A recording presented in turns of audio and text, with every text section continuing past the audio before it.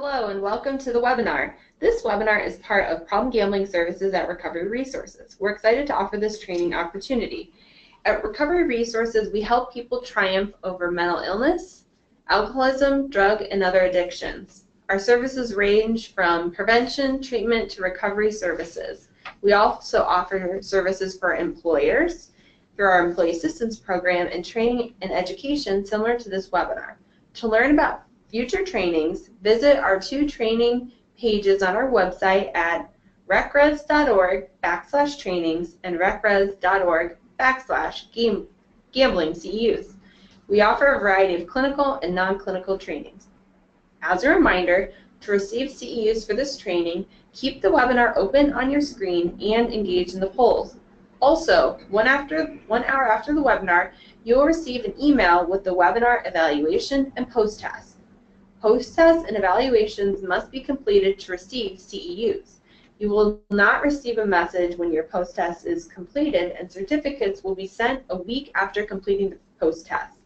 During the webinar, you can raise your hand using your participant controls or submit questions through the chat function. So this webinar is using the Bystander Model to address mental health, addiction, and sexual violence.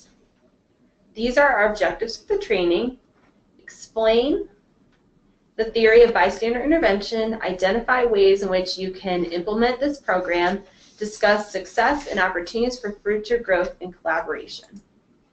We're going to start by introducing our panelists. So I'm going to go ahead and turn it over to our facilitator, Mike. Thank you, Ashley. Thank you, everyone, for being here. Thank you to our panel. I'm Mike Bizzelli, the Gambling Services Specialist here at Recovery Resources, and one of the Catalyst Bystander trainers with our partners, colleges and universities here in Cuyahoga County. And I'm going to turn it over to our panel to let them introduce themselves, their institution, and their connection to the project. So we'll start with Alex. Hi everyone, my name is Alex Leslie. I'm Director of Campus Services for Cleveland Rape Crisis Center.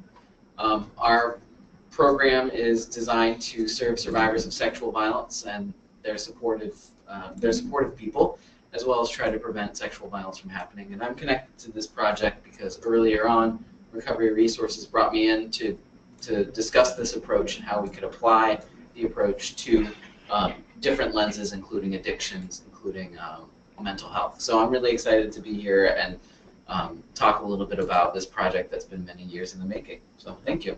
Thank you. Good afternoon, everybody. I am Denise Keary. I'm the Student Health and Wellness Coordinator at Cleveland State University. And I'm really connected with this program because Recovery Resources really put out this great program and offered it to us in terms of coming to training and training our staff, our faculty, and our students. So it's been a great partnership and hoping to continue this for a very long time. Thank you for being here. And I'm Amy Lechko. I work at Ursuline College, which is a women-focused college on the east side of Cleveland, about 1,100 students, and I'm Associate Dean of Students. And my connection with Recovery Resources began with a training I attended and absolutely loved. And through my relationship building with them, was able to become one of the campus partners as well and work closely with them on bystander intervention and a lot of other things. So it's been a wonderful relationship and opportunity. Well, thank you guys again for spending some time with us today.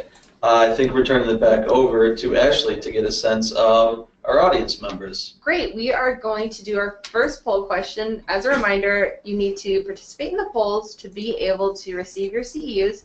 So we're going to start by getting to know a little bit more about you. We want to know, what's your professional background? Are you in direct practice as a social worker or counselor? Are you a prevention professional or a higher education professional? So I'll give folks about 15, 20 more seconds to respond. Yeah, 20 seconds.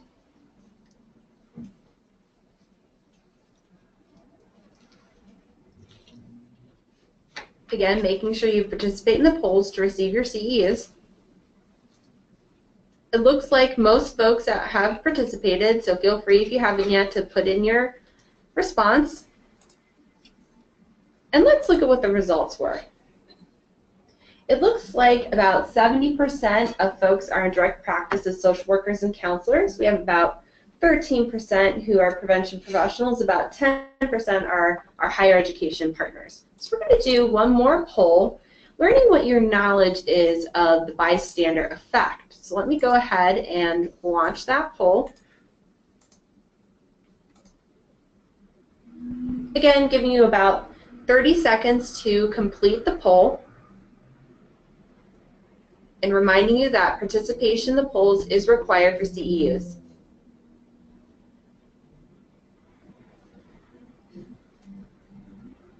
Looks like about everyone has completed the poll. I'll give you one more second if you haven't yet. And let's see the results.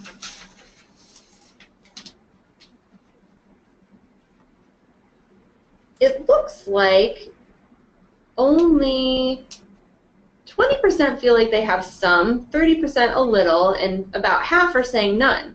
So it's great that you're here on the webinar. We're going to be talking about this a lot more, so you'll become more familiar.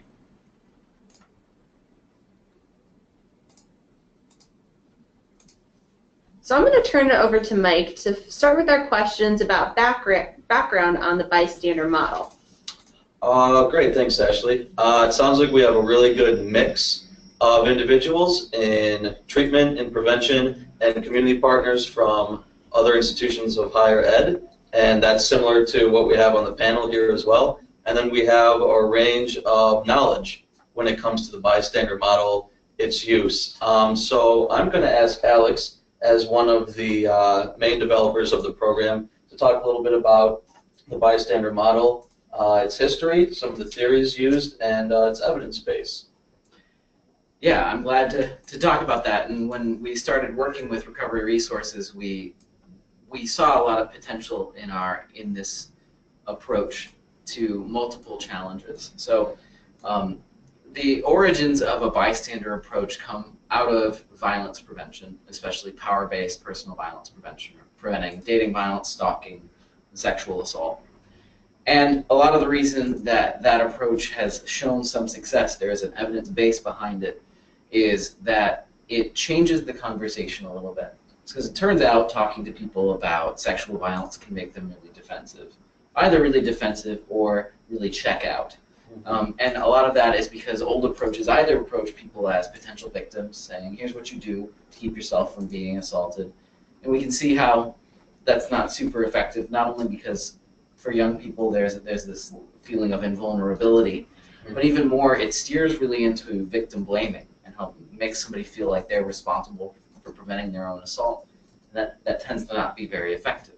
Along the same lines, talking to groups of men as though they're potential perpetrators and that here's what you do to not rape someone, turns out to be pretty offensive to the vast majority of men who would never, could never, will never hurt someone.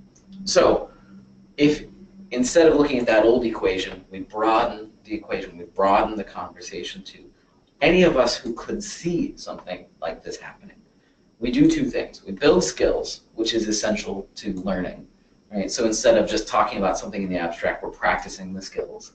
And then we're also encouraging people to kind of hold this issue a little bit at an arm's length. So we're not telling them to change their own behavior, as in don't commit this violence, but let's presume that we're all on the same page.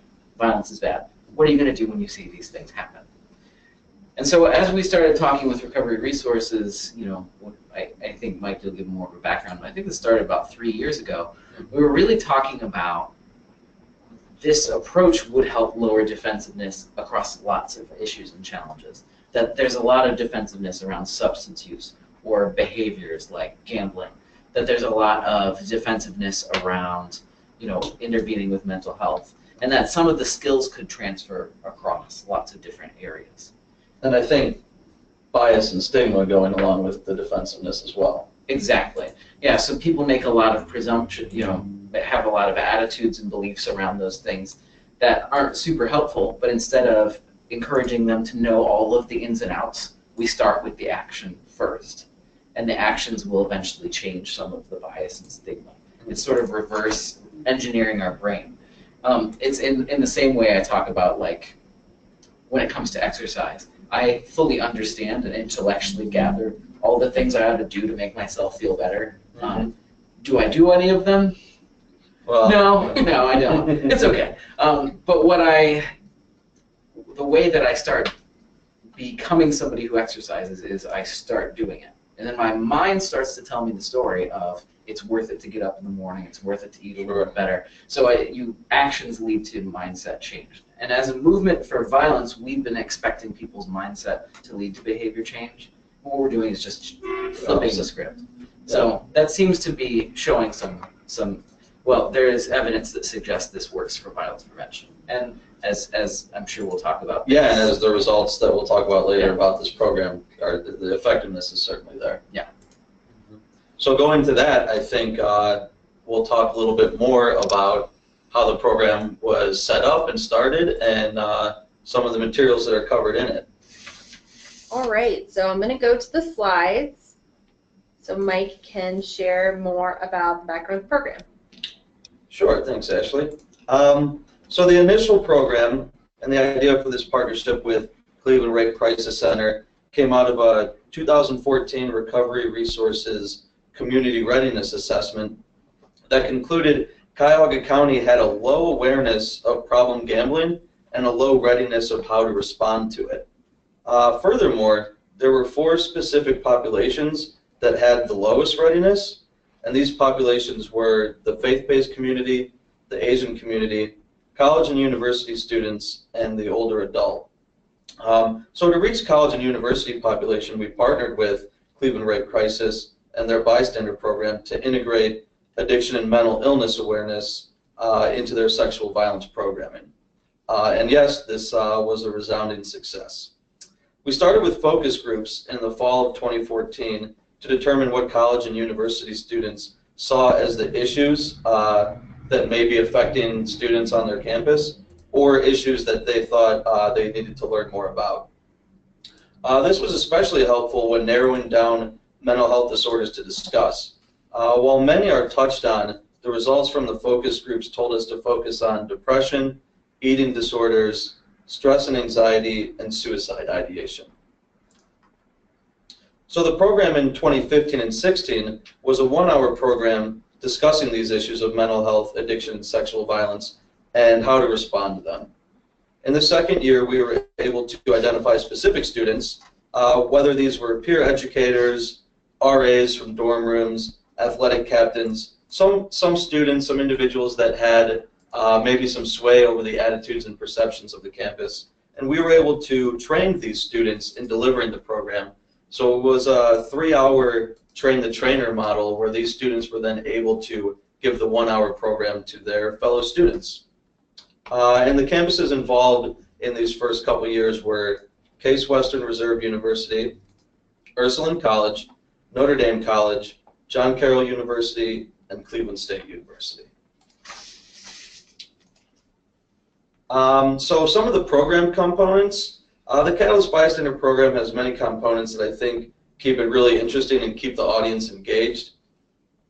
First, there's a lecture portion where the issues are discussed. And we use quotes from influential people in history. Typically, these quotes surround the idea that small things can make a big difference. We ask students to read the quote and comment on what they believe it means. We also use personal stories, which we think are very effective. We ask our professional trainers, such as myself, and also our student trainers, to have a story that they can share where they possibly missed an opportunity to be a catalyst bystander. I think this kind of puts everyone in the room on an equal plane. We aren't standing up there preaching about how we do everything right and we do it right every time. We all miss opportunities. So let's learn how to identify if someone's struggling and some strategies we can use to take action and be comfortable in taking those actions. We also have small group and whole group discussions, small group activity worksheets, and then a really great software called Poll Everywhere. With this software, we're able to ask personal and sometimes uncomfortable questions about mental health, addiction, and violence, and our participants can answer these questions truthfully and anonymously. This works well, again, when trying to set that equal plane. For instance, at the beginning of the program, we ask if anyone knows someone close to them that has been affected by one of these issues. And without fail, in all groups, the answer is typically over an 80% yes. So with this, we're able to say most of us know someone who has struggled, so we're probably familiar with the warning signs, outcomes, and etc. I think it makes everyone in the room a little more comfortable from the get-go. Next slide. Again, very briefly, the three main topics that we touch on are substance use disorders, which we do include problem gambling, which is again one of the main reasons why we started out on this big project, was to be able to get problem gambling education and awareness on college campuses. We also discuss mental health, and again, those ones that were sought out in the focus groups were depression, anxiety and stress, eating disorders, and suicidality. And then sexual violence. And inside the violence piece, we talk about and try to cover everything from assault to stalking to unhealthy relationships. So this could be physical, mental, or emotional abuse. And we do also discuss self-harm as well. Some of the material covered in the program, risks and warning signs, and we try to keep these pretty general and basic. We're not trying to produce a room full of doctors or counselors or clinicians. We keep it basic so that most of these warning signs are overarching all of the issues. We don't necessarily need to know what a classmate or our roommate or a teammate is struggling with. We just need to be able to recognize that they are struggling and some appropriate ways that we can respond. We discussed the bystander challenge, which is, as we age and develop, a lot of our actions, behaviors, beliefs change as well. This is especially true during the transitional ages of the college years. So what may look like normal college behavior, for example, sleeping more often, weight gain or weight loss, experimenting with substances, these can also be signs that someone's struggling, and more importantly, vice versa. And with the bystander challenge comes obstacles to action. Why don't we act when we see something that appears to be going wrong? There are many obstacles for this. Sometimes we think just, well, someone else might intervene, or no one else seems to be doing anything, so maybe I'm overreacting. There's also personal obstacles, so someone may simply just be shy or introverted. The important thing to focus on here is that while these obstacles kind of all seem small in and of themselves, they're actually quite powerful in being a motivation to not act when we see something. And when it comes to the catalyst approach, if we do see action, what can we do about it? Here we give some simple strategies or steps that the individual can take based on their comfort level. They can be direct about what's going on, they can distract from the situation, or they can delegate someone else maybe closer to the situation. And we'll discuss these a little further later in the webinar. And then lastly, we use scenarios. So pretty basic everyday situations you would encounter on a college campus, and some may seem more or less serious than others, but that's again where the bystander challenge comes into play. So we have students read scenarios and tell us what they think they would do in that particular situation. And these scenarios cover everything from possibly a roommate being depressed to a roommate having a gambling problem. Scenarios cover a classmate using pills to stay up and study. They cover anxiety before a big exam. Another example is a possible sexual assault at an off-campus party. So we really try to cover all those issues that we did describe earlier in the program in these scenarios. And when it comes to the outcomes of the program, we presented the Catalyst Bystander program to over 1,600 college and university students between 2015 and 2016. And 87.5% reported they feel some sense of responsibility to intervene in issues of substance use, sexual violence, and mental health problems. And over 86% reported they plan to use these skills they learned in the training. And along with those results are the fact that this program isn't just passing along knowledge or awareness of these issues. And again, Alex touched briefly on that earlier, and I think we'll probably discuss it again. This isn't just knowledge content or awareness building. This is skill building. And these students are able to take these skills immediately after the program and start implementing them. Also build capacity and creating ownership. Again, with the train the trainer model, these universities and colleges now own this program, so they're constantly training new student leaders to continue giving the program. It creates a sense of ownership. It creates a presence of the Catalyst program on the campus that otherwise recovery resources and Cleveland Rape Crisis may not be able to offer, because the truth is we can't be there every day, but these students and these faculty members that are part of this program are there, so they do know their campus pretty well. Great, so we're going to go ahead and launch into our next poll question. So we want to know more about what everyone's experience is working with college students. If you go ahead and answer the poll question there, it's what level of experience do you have working with college students? They range from none, a little, some, to a lot. Looks like about half of folks have put their votes in. So again, to receive your CEUs, you need to complete the polls. I will note there are a couple folks who've had a little trouble with the polls, so if you do have any problem, just send it to me in the chat and I'll note that. Let's go ahead and look to our results.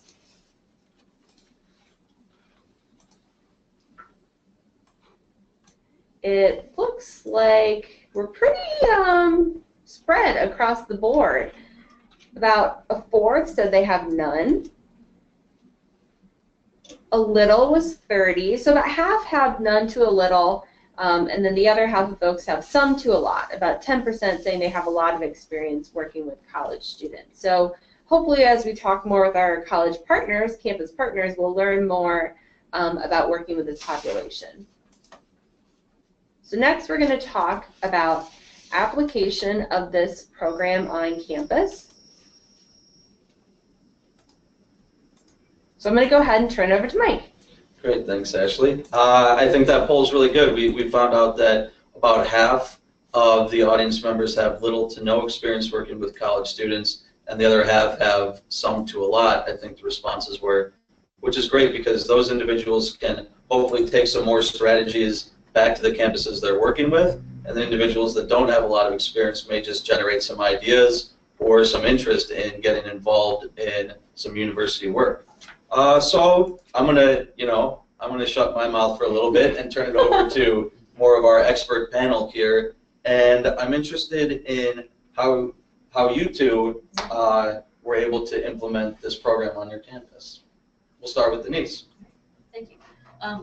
Cleveland State is a largely commuter campus. We're 92% commuter students, so I was always looking for ways to reach out to our larger population. This empowered bystander training was something that we had talked about maybe just over a year and a half ago. Mm-hmm. We had a contingency of people from Cleveland State come down and meet with some staff, and they said, well, this is something that we can offer you. So we actually started it as a pilot program in that fall of 2015. Mm-hmm. We had 5 students go through that. Since then, the word's out about the Empowered Bystander program. We have those students, by word of mouth, really, they said everybody needs to go through this. So the people on our campus that go through the Empowered Bystander training are peer educators as part of their baseline training. Okay. So we have 90 trained peer educators on campus who have all or will go through the Empowered Bystander training.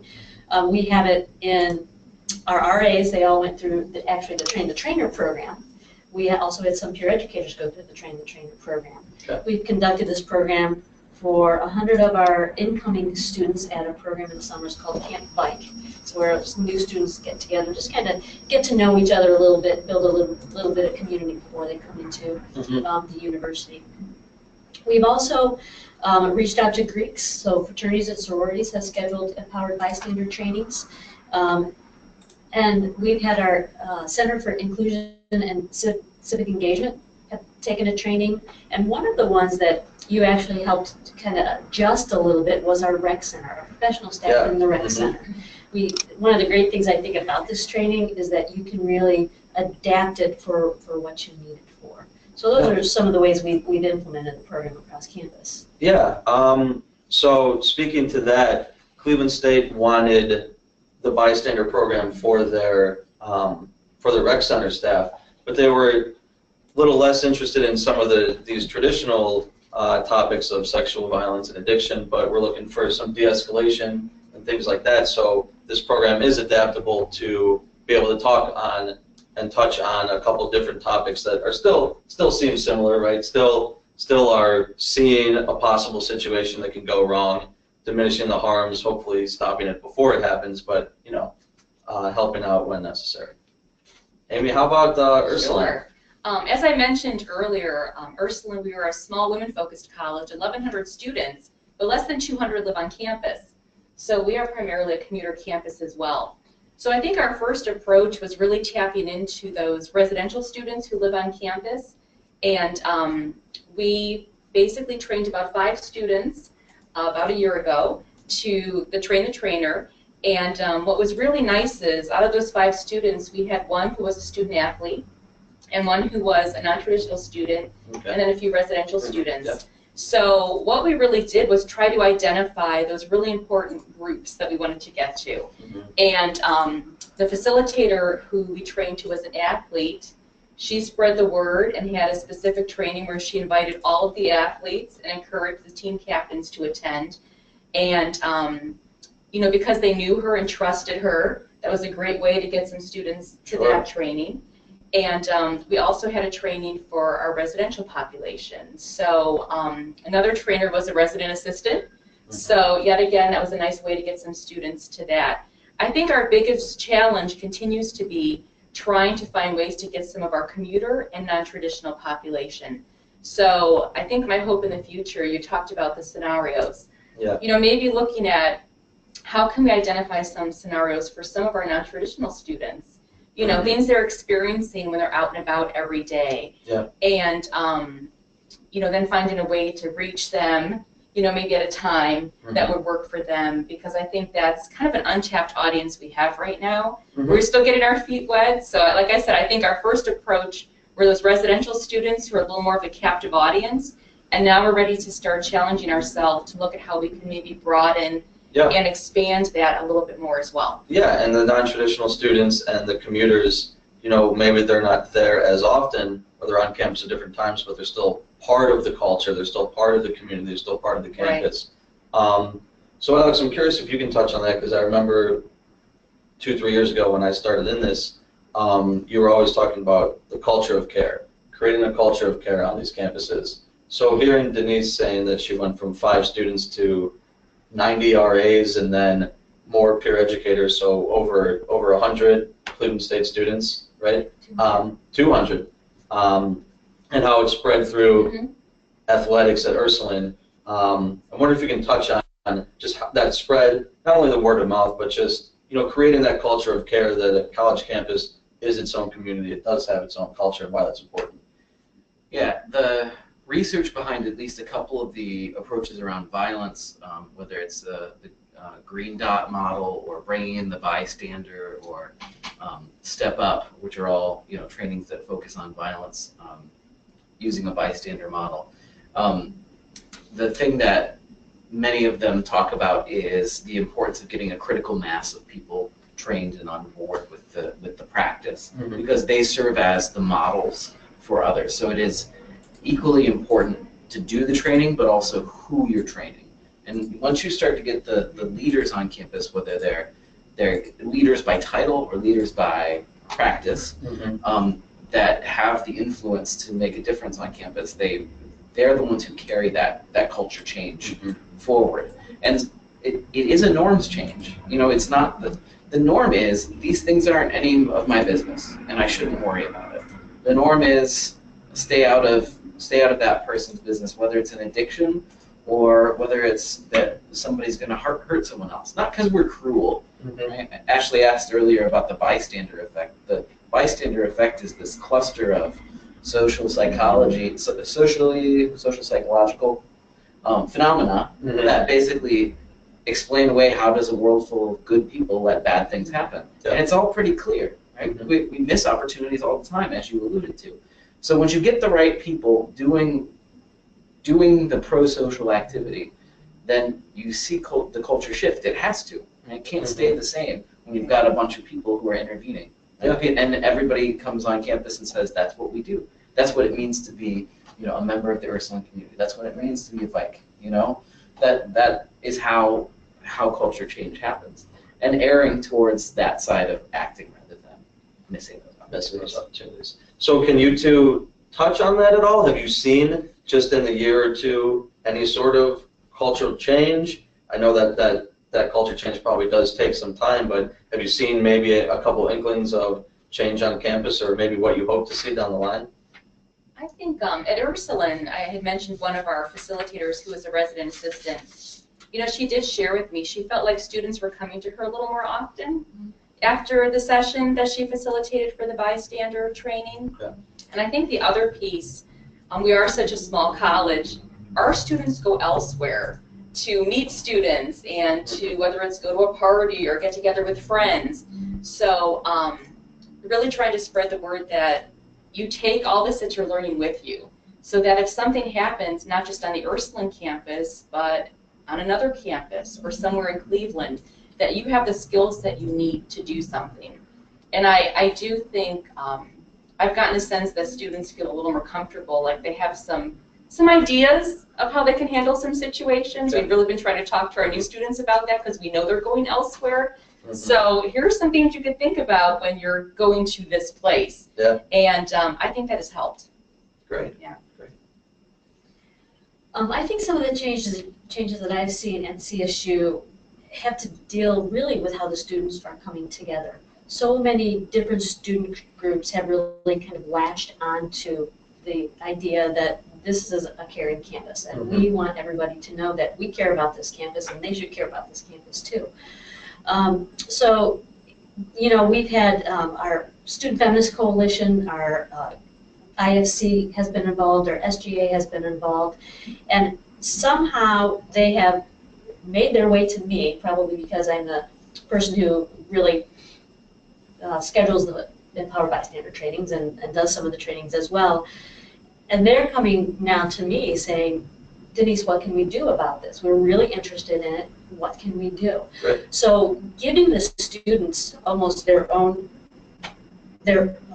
I guess, of the program, I think is huge. And once they feel that ownership, they're ready to go with it. And I think because of that, there has almost been an ease of programming that's been coming out of this. Last semester, they did a huge program with an educational theater group, and they were the planning team for this program. We had over 100 people at the program, which is phenomenal for Cleveland State, and it was on Daybreak. This semester, they're working on the Mask You Live In with CRCC. They're a great partner when it comes to some of the programs that we do. But we're developing that. We're going to show that film in 2 weeks, and the students are the ones who are highly active in filming. They're the ones who said, Denise, I think we need to bring this film to campus. And so we're bringing that film to campus. So those are some of the ways that I think we've seen some changes in campus. I also had the opportunity to do a quick survey monkey with some of the students who had gone through the program. So last semester, we sent out a survey monkey to about 127 or so students who had gone through the Empowered Bystander training, just asking them, have they used this? How comfortable do they feel? How confident do they feel? Which technique is your favorite technique? Which have you used? And it seems like, I'm trying to remember the stats, about 45% or so within that month time frame that we asked them to think about, use some kind of Empowered Bystander technique. Okay, yeah. Their favorite technique seems to be the direct technique. And then delegate comes in there right after that. Okay.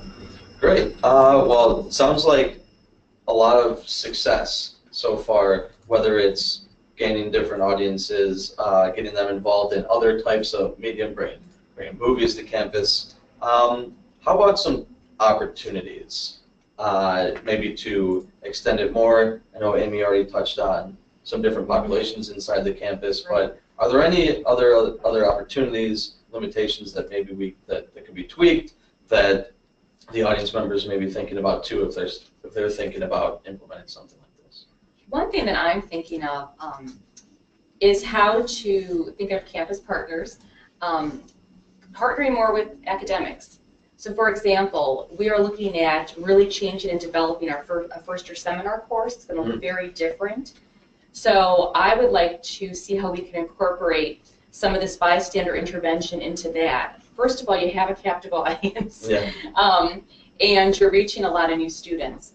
I'm also thinking about some of our programs at Ursuline, like social work and nursing and our therapy. You know, would they be willing to either take class time to have someone come in, you know, and do it's an hour-long program, or to even encourage their students to attend one of the bystander intervention training programs, either for some type of perk or extra credit. So I think for me, in addition to tapping into our non-traditional population, it's going to be figuring out how to make more connections with academics, just as a way to broaden the audience a little bit. Yeah, I think so too. And I would agree with Amy, because our populations, although they're different, they are very similar because they're always moving. They're always transient. We never have the same group of people on campus. We don't have that. We have them when they're there. And academics, I think, could play a really big role in getting the word out to many more of our students, whether it's through that introductory class. We have an introductory class as well at several different levels. But, you know, and you're right, it takes 45 minutes to an hour to get through that program. And they can learn so many skills, if not solidify some of those skills that maybe they already have, or build some more confidence in them to maybe step up in a situation. But I think that always is a challenge. You know, how do we reach the most people? And we know their focus time is when they're in class. So that seems to be the best time. Yeah, and to some of Alex's points, decreasing the defensiveness, decreasing bias, decreasing stigma. You two are talking about your students are always moving. You know, they're not just, you know, Ursuline students. They're not just CSU students. They're not just athletes. They're Clevelanders, and their brothers and their sisters, and some of them are parents. So they're out in the community. So having not only these skills, but maybe these new perceptions, these new beliefs surrounding some of these issues, you know, is going off campus into the community in which we all live.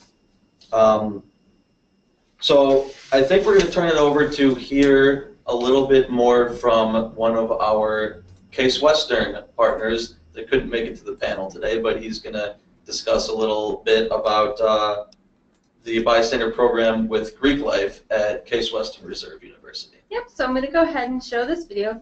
I introduced it in the video, so I don't need to know. Hello, this is Ashley Hartman from Recovery Resources, and we're going to learn more about Case Western's bystander program. So I have on the phone with me Jamie Lynn, the manager of Greek residential programs and culture of care. Jamie, would you like to introduce yourself? Yeah, so I work at Case Western Reserve University. I've been here for my third year. And part of my responsibilities, I get to work with our peer educators, which we call SMART, Student Community Member for Responsibility Training. And they're really the group that we use to help facilitate our bystander programming as well as other programming throughout the year. Great, thanks, Jamie. So my first question is, how have you used the bystander model on your campus? So we started about two and a half years ago with Bystander 101. We first started by doing a program where we hit on issues of mental health, gambling, sexual assault, and substance misuse. So we did it all in a half an hour or hour and a half for every single new member of Greek life. We realized that created a really dense program, so then, especially later, we then changed it to that students could pick whether they wanted to do one around mental health, one around substance abuse, which also includes gambling, and then one around sexual assault.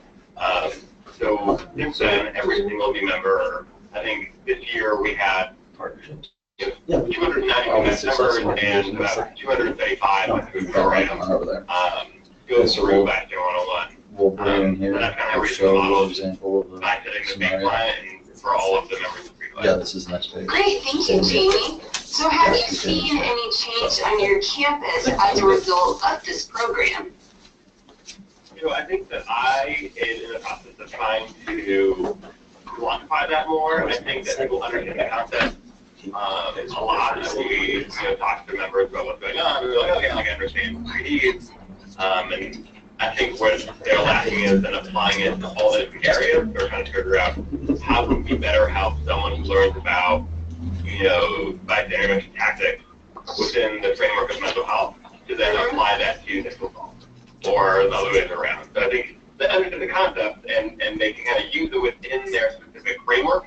Our hope is that they can transfer that, and that doesn't seem to be happening as well.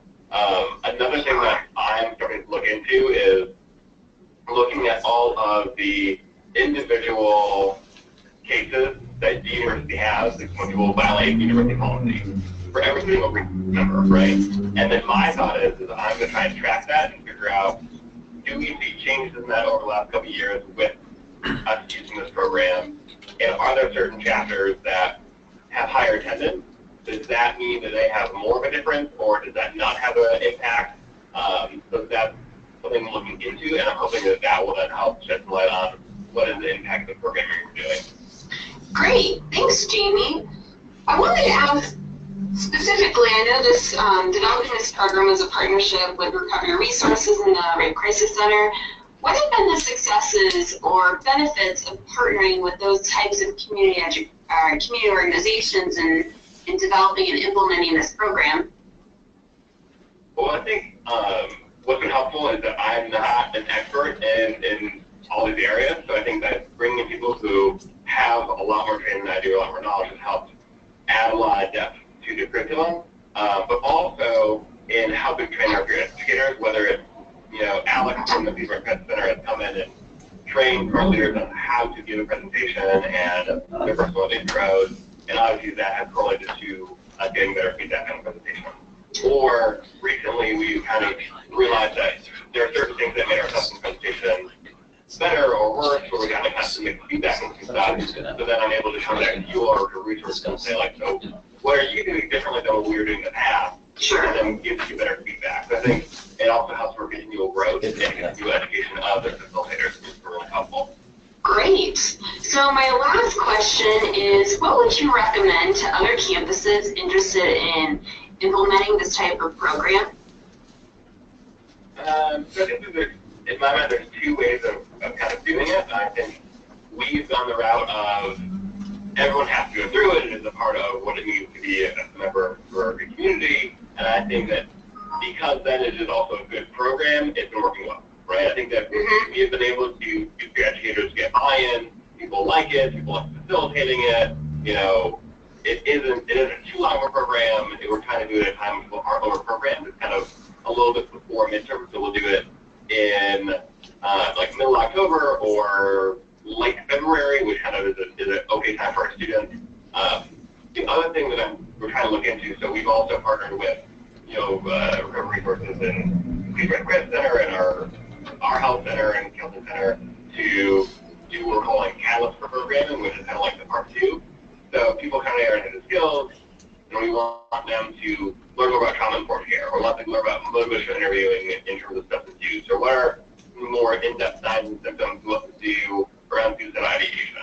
And I think for that, we've had mixed success. And I think it's because we've kind of presented in the same way. We're like, oh, this is something everybody should do. This is important.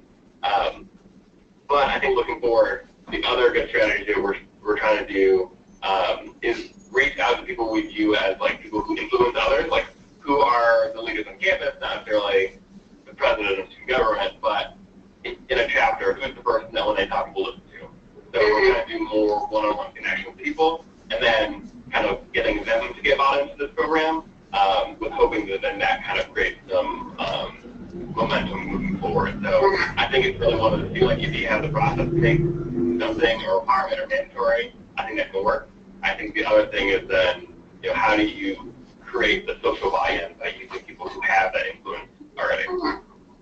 Excellent, excellent. Well, I want to thank Jamie for joining us on this webinar, and you guys are doing excellent programming, so thank you for your time. Yeah, thank you. I'm sorry that I can't make the webinar, but I'll try and listen to it later. Great, thanks, Jamie. So we're going to be excited. Jamie will listen to this webinar later. Okay.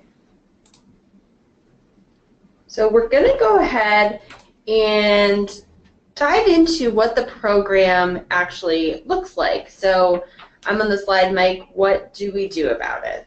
Okay, great. Yeah, what do we do about it? You've probably heard some of these terms: direct, distract, delegate. A couple of these action steps someone might be able to take. And we're going to turn it over to Alex to go a little more in depth about them. Yeah, the reason that you start educating through these the 3Ds is purposeful. And I want to back up one moment and listen to. I was listening to what Jamie was talking about, and I think it's important for folks who are maybe have some experience with some of the more advanced approaches he talks about, whether it's motivational interviewing or doing more in-depth training about trauma-informed care or mental health first aid, which I know you all do at Recovery Resources. I'll plug that for you. Thank you.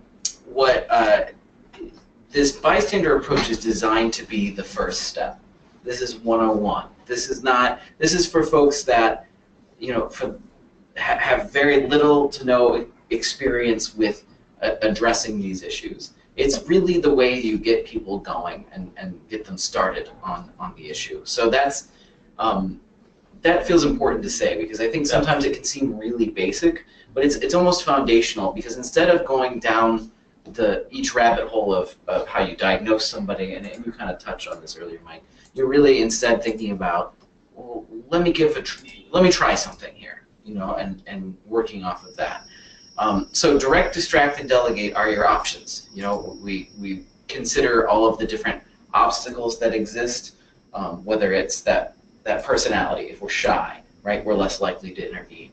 We're less likely to intervene if we have a cultural upbringing that leads us to say, this is someone else's business.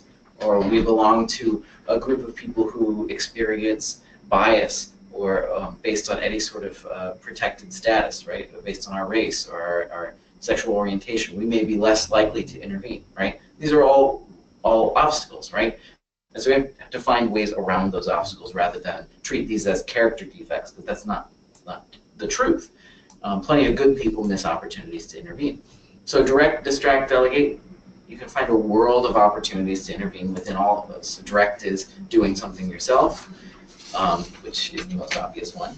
Distract is changing the momentum of a situation. You know, some of the best examples come from, you know, distract is being just changing the subject, right? Distract is, you know, the example that we often use in sexual assault is, you know, as somebody is potentially taking someone away to hurt them, you know, intervening with them and pretending not get the hint. Oh, you guys are going upstairs. The party's going upstairs, guys. You know, and just invite everybody along. Exactly, right? Or even if you see dating violence happening, you know, going up and asking a question about something unrelated, being you know, it's surprising how much or how little it takes to change the momentum of the situation, and maybe not solve it in the long term, but get people thinking that way. And then delegate is getting someone else involved, anyone else who might be more appropriate to intervene. So it's getting the people's friends involved. Hey, I'm noticing this friend of ours is using a lot, you know, or it seems like they're having trouble controlling it. Can we together check in with them? Combining, you know, delegate works with friends. It works with people in a situation who have more authority, or it might even work with you know, people who might have a better perspective, even if they have less, you know. So you can delegate without that person even there. You can ask a counselor, how do I best help someone? And you start to move that direction. And you can combine any of these, but it helps us get around those obstacles. So I think you guys are showing an example. Yeah, we're going to show an example that the students would see in the program. This is a gambling example, and I think it also this one touches well on how you said you can do more than one. They could also kind of be a ladder or a path, if you will, from one to the other. So your roommate, Jared, loves sports. Recently, he seems increasingly involved in his fantasy football league. You notice that he gets really agitated when he checks his phone, often commenting, "That guy costs me." So what could you do? Well, you could be direct and ask him how much time, money he's spending on these leagues.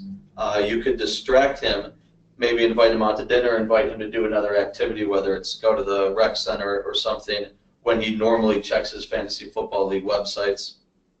Or you could delegate. One example of delegating would be asking the RA to give everyone in the hall information about problem gambling, including the hotline. So what we say to the students is, of course, this isn't the only way to delegate, this isn't the only way to distract, but they're examples to get them thinking, and we ask them how they would change it if they would. And again, you know, maybe this is one where you do too. Maybe someone distracts Jared from gambling when he normally does, and then when he gets him in a different environment, more comfortable, then maybe he can be direct. You know, I did notice that you are on it often, or I noticed that it's bothering you a little bit. Do you want to talk about that? So, and again, these scenarios cover a plethora of the different topics that we've touched on. So Mike, I went ahead and put in a poll question, so Great. we'll let folks Sure. respond to the scenario. Oh, okay. So with the scenario Mike just presented, with the roommate who's engaged in gambling, you can go ahead and respond. Which action would you take? Would you be direct, would you distract, or delegate? So I'll give folks a few seconds to participate. About half of folks are in. Again, the scenario is a roommate. He seems increasingly involved in this fantasy football league, and you notice he gets really agitated when he checks his phone. What are you going to do?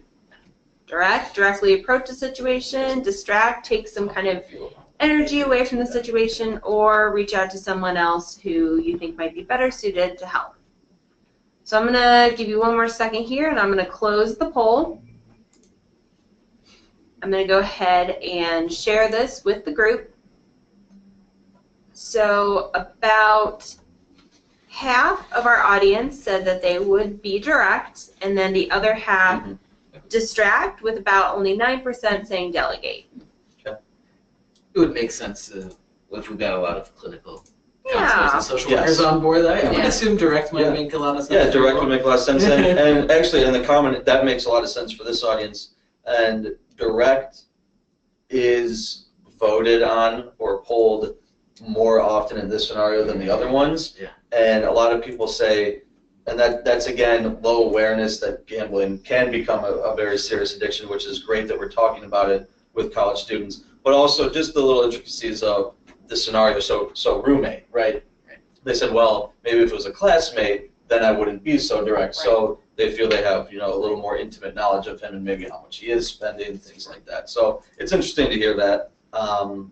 So I think we're going to just jump to one more question for our panel, and then we'll have a couple moments if any audience members have questions. But I just wanted to ask Denise and Amy, I think the last thing to touch on is recommendations. So if you were talking to a colleague, maybe at another university, what's the first step, or what's something that really made it click, made it hook? Mike, before you go to the last question, I'll just let folks know if you want to start sending your questions in through the chat feature, we'll be able to talk through those after this last question.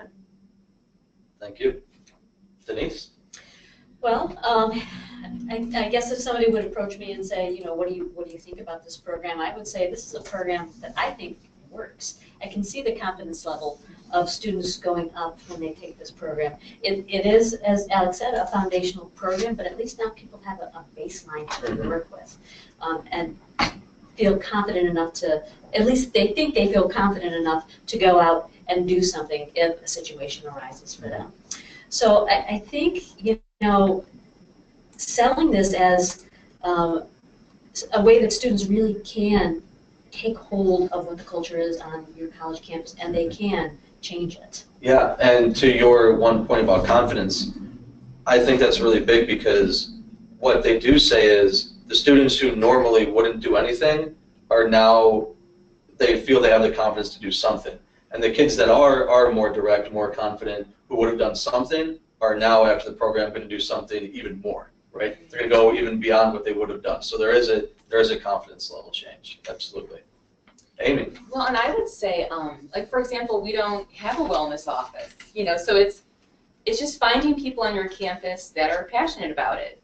Okay, I'm Associate Dean of Students. I work closely with Residence Life. I was passionate about it, so I wanted to take this on and find those partners on campus who were willing to work with me.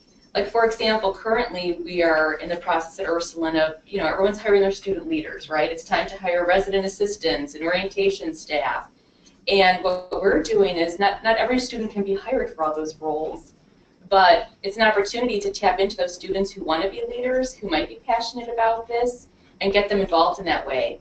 And that's what we're doing as well. I've had a lot of success by reaching out to some of those students who are just kind of getting their feet wet, and they know they want to become that student leader. And as I tell them, this is a program it's kind of set, it's ready. You learn how to facilitate it. We always have them do the program with a partner, so there's always someone there with them facilitating. So it's a little less scary. So it's also kind of a nice way for students to not only help their community, but also gain leadership skills, and it's really a win-win for everybody. So I would say definitely just find those campus partners, find those people who are passionate, and then from there identifying the leaders in a lot of different forms. Great, thank you. Any questions from the audience? You must have covered everything so well. Covered everything. No questions in the How could there be chat, anything left? so I guess if folks want to make any kind of final statement where we... Final send-off, Alex? I'm just thinking, this is all a part of the theory of change. And as you were kind of categorizing, people's readiness and how far this program could take them, they find themselves in it. There's a lot of potential for this approach across lots of issues. And I think that's what we saw when we started doing this started doing this program. But I encourage folks to get creative about, how you could utilize it. There's some great and interesting things happening out there. There's a program called Facing History and Ourselves that talks about students being upstanders to hate and bias crimes. I think there's a lot of opportunity to root our change efforts by talking to people about what they're going to do to build a better world, rather than encouraging them to change their own behavior, to keep themselves from doing bad things. No, we need to sort of operate from people's best selves. Yeah. And we do that by encouraging them to look together with us towards a better community and a better, safer, healthier community. Great. Before we keep going with our final thoughts, I do have one question. It says, thank you for this information. Is there any future consideration to extend this type of training beyond college students to the high school level? I know a number of young people who have been negatively affected. Sure. So Recovery Resources has brought this program to a couple high schools in the Cleveland area, Benedictine High School, Cleveland Central Catholic High School, and Euclid High School. So some private, some public, which I think is a good mix. So some of the messaging has to be changed and adapted a little bit. The scenarios, of course, are changed, but the message of creating a culture of care, the message that doing just anything to solve a situation, going out one step out of that comfort zone, can make a difference. So it has been adapted to high school students, and we are more than willing to come to your high school. Mike is going to show up and come to your high school. We were talking about this before the webinar started, so it's a great question. Yes, and it's also been adapted to the older adult as well. So it's for everyone. So I want to thank Alex Leslie from the Cleveland Rape Crisis Center, Denise Keary from Cleveland State, and Amy Lechko from Ursuline College, and then of course Ashley Hartman, our wonderful moderator. Our voice behind the screen. Our voice behind the screen, our Wizard of Oz. So thank you everyone for participating. All right, so thanks everyone for joining the webinar.